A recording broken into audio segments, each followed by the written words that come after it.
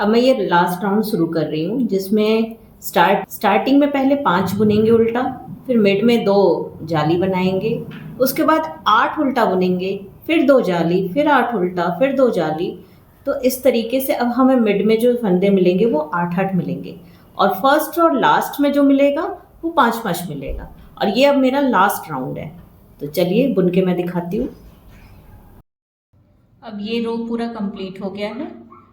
अब हम इसे डिवाइड करेंगे। डिवाइड कैसे करना है? 2 फ्रंट का पार्ट, 1 बैक का पार्ट और 2 बाजू की। तो टोटल ये जब 50 फंदे हैं तो दोनों फ्रंट के पार्ट के लिए हम 7-7 फंदे रखेंगे, और 12-12 फ्रंट पोर्शन के लिए और दोनों बाजू के लिए। कैसे, ये दिखाती हूँ मैं आपको। सबसे पहले 7 फंदे हम इसे उल्टा बुन लेंगे। चलिए मैं बुन के तब आपको दिखाती हूँ। अब जो ये 12 फंदे हैं जो हमें बाजू के लिए उठाना है, उसके लिए एक सेफ्टी पिन ले लेंगे और आराम से एक एक फंदा करके, ये देखिए, एक एक फंदा करके हम सेफ्टी पिन पे निकाल लेंगे। 1 2 3 4 5 6 7 8 9 10 11 और 12। देखिए, बिगनर तो ऐसे धीरे धीरे ही उतारे, वही सही है। और जो जिसे बहुत अच्छे से बुनाई आता है उसे तो खैर पता ही है कैसे करना है। तो उस तरह से, और ये पिन हम बंद कर देंगे। और अब आगे 12 जो फंदे हैं वो बैक साइड के लिए अब उसे बुन लेते हैं। बुन लेती हूँ फिर आपको दिखाती हूँ। बुनाई सारी उल्टी उल्टी ही होगी दोनों साइड से।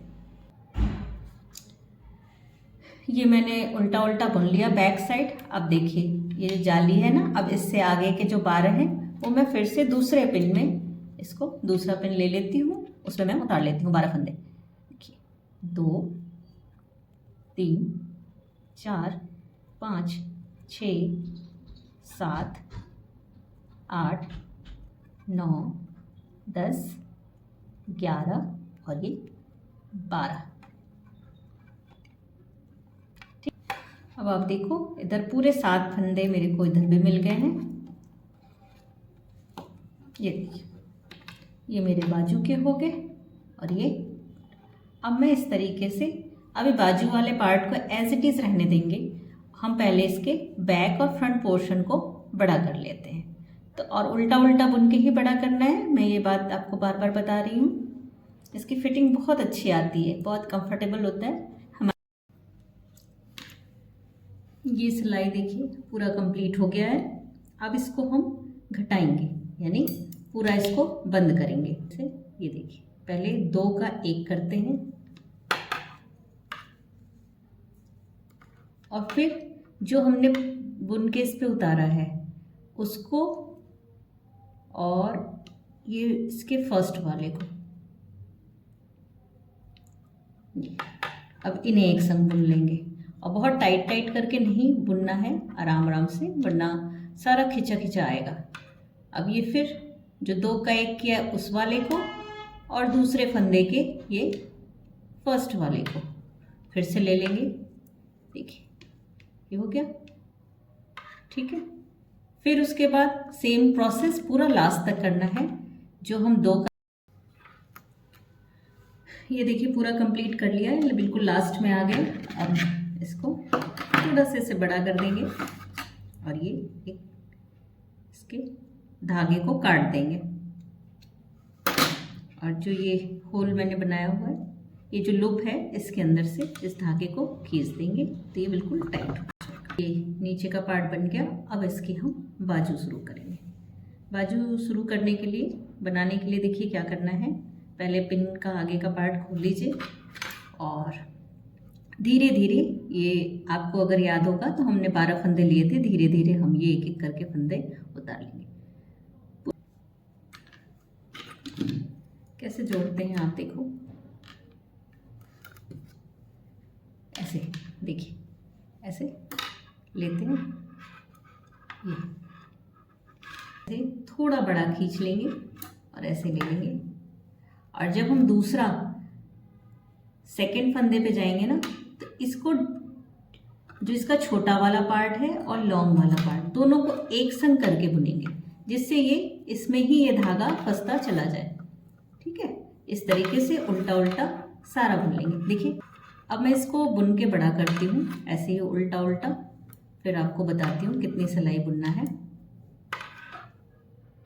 अब मैं इस बाजू को 12 सिलाई बुन के लंबा करती हूँ और दोनों साइड का ही लंबा करके आपको दिखाती हूँ कि आगे क्या करना है।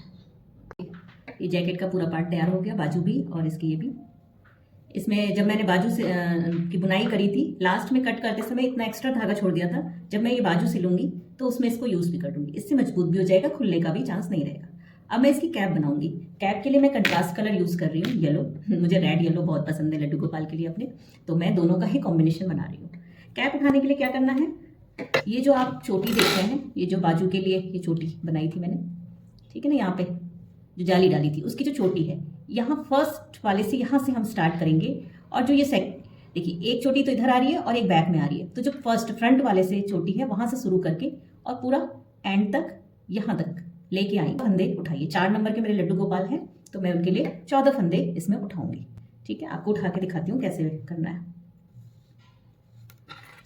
ये देखिए इसमें ले लेंगे और ये जो जाली है इसकी जो चोटी है यहाँ पे ऐसे सिलाई को डालेंगे और ऐसे इसका लूप बना लेंगे ऐसे, और ये अंदर की तरफ ऐसे निकाल लेंगे। देखिए एक बन गया। बिगनर को थोड़ा सा दिक्कत होता है, लेकिन आप जब करने लग जाएंगे तो फिर आपके हैबिट में आ जाता है।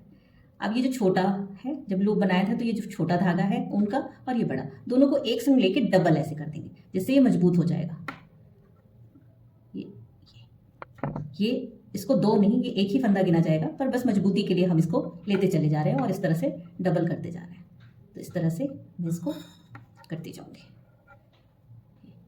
अब जो ये देखिए मैंने फंदे उठा लिए, पर टोटल मेरे 12 ही फंदे उठे, पर मुझे इसमें 14 फंदे उठाना है। तो मैं अब क्या करूंगी, जब मैं पहली सिलाई की बुनाई करूंगी तभी मैं इसमें एक फंदा फर्स्ट में और एक फंदा लास्ट में बढ़ा लूंगी। देखिए ये पहले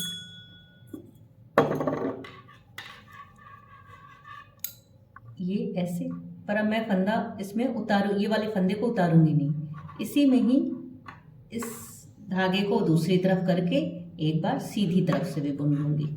तो ये मेरे एक का 2 फंदा हो जाएगा। ठीक है, ऐसे ही, और फिर इसको फ्रंट में लाके पूरा उल्टा उल्टा बुन लूंगी और फिर लास्ट में जाके सेम प्रोसेस से एक फंदा और बढ़ा लूंगी। इस तरीके से फिर मैं इसको 12 सिलाई इसकी बुनाई करूंगी। 12 सिलाई मैं और बुनूंगी। ये पहला मेरा चल रहा है, इसके अलावा 11 सिलाई बुन लूंगी तो टोटल 12 सिलाई हो जाएगा। उसके बाद मैं इसको घटा दूंगी और कैप को उतार लूंगी। फिर आगे क्या प्रोसेस है वो मैं बताती हूँ। देखिए हमारी जैकेट बनके तैयार होगी, इसकी कैप भी रेडी हो गई, जिसे मैंने पूरा 14 फंदे उठाए थे, मैंने 14 ही सिलाई मैंने बुनाई करी है और इसको पूरा कंप्लीट करके उतार दिया। ये धागा एक्स्ट्रा इसलिए छोड़ा है जिससे मैं इसकी सिलाई कर सकूं ऐसे जोड़ के। तो इसमें ज़्यादा कुछ सिलाई करने के लिए तो होता भी नहीं है।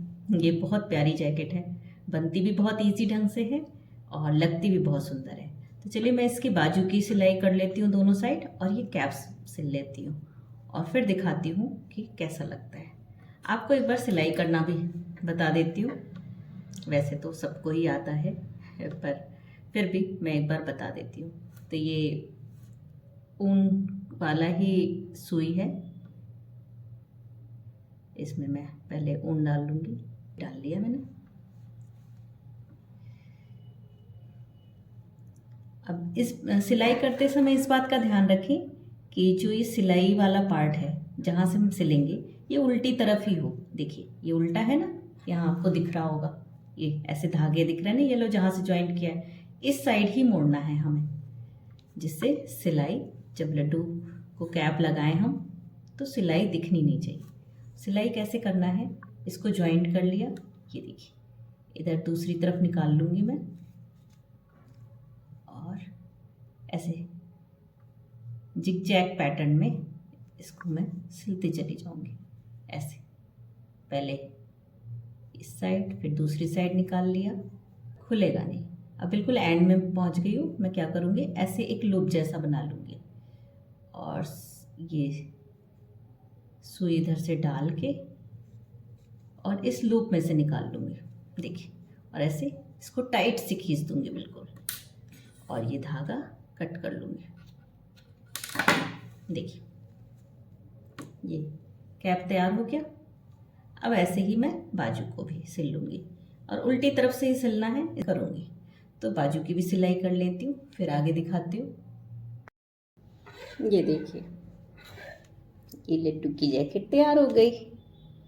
अब इसे लड्डू को पहना के देखते हैं और उनका रिएक्शन भी देखेंगे कि उन्हें कैसा लगा।